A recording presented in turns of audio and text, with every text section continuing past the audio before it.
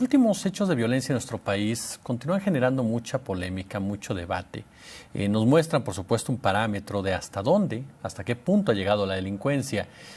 Sin embargo, esto no empezó ayer. Esto no empezó hace 6 meses.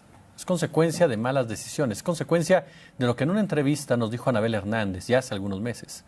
Es consecuencia de autoridades corruptas, consecuencia incluso de un cártel policíaco. Aislinn Cuthbert. El nombre de Genaro García Luna está escrito con letras rojas en la historia del crimen organizado en el país. Como secretario de Seguridad Pública Federal, impulsó una política frontal de combate al narcotráfico que incluía la participación del ejército y que, según algunas estimaciones, dejó más de 250,000 muertos. Pero la tragedia lo acompaña desde años atrás. Forjado en los cuestionados organismos policíacos y de espionaje mexicanos, ha sido señalado de ser parte de un cártel policíaco que decide el devenir de los delitos en el país. La periodista Anabel Hernández habló del grupo del que forma parte García Luna, cómo se fueron fortaleciendo. Tenemos que entender que este grupo criminal pues no nació así fuerte, fue creciendo poco a poco, incluso en sus crímenes. Por ejemplo, en el 98, 99, Genaro García Luna, cuando estaba ahí en la Policía Federal, eran los últimos años del sexenio de Ernesto Zedillo, recordarás esta ola de secuestros salvajes que hubo en México, donde estaba el Mochaorejas, donde estaban otros terribles secuestradores que mutilaban, que violentaban a sus secuestradores para presionar a las familias a que les pagaran esos secuestros.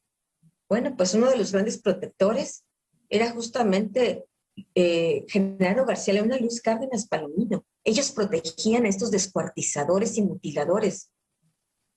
Ahí nació parte de su estructura criminal, parte de sus actividades criminales. Después, algunas de estas bandas de secuestradores, a su vez, estaban vinculadas a células de otros cárteles. Por ejemplo, el cártel de Sinaloa. Algunos familiares del Güero Palma estaban involucrados en estas bandas de secuestradores. Hoy operan más allá de sexenios. Hoy no importa que García Luna esté en la cárcel porque hay toda una estructura que opera como cártel policíaco.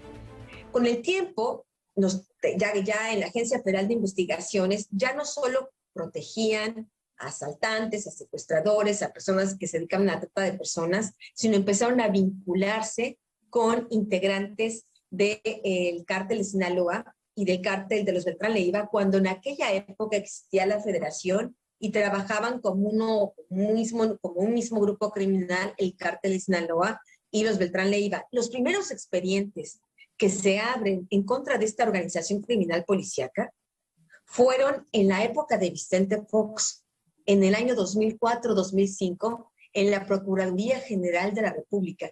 Yo he hablado con funcionarios que estuvieron en aquella época y me confirman que es así. Yo tengo parte de los documentos que fue en parte lo que publiqué en el primer libro de investigación sobre este grupo criminal, porque yo lo llevo investigando ya muchísimo tiempo, que fue publicado en el 2008, de los cómplices del presidente, cuando este grupo criminal estaba en la cúspide de su poder.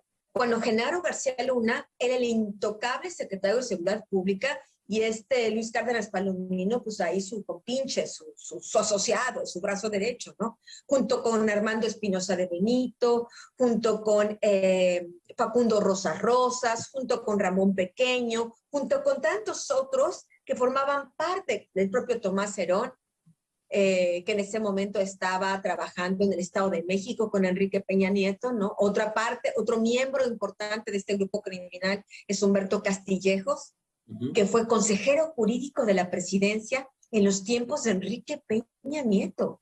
Entonces, como ves, realmente son historias que se van entrelazando y por eso van pudiendo perpetuarse no solo en un sexenio, sino en diferentes sexenios hasta el día de hoy.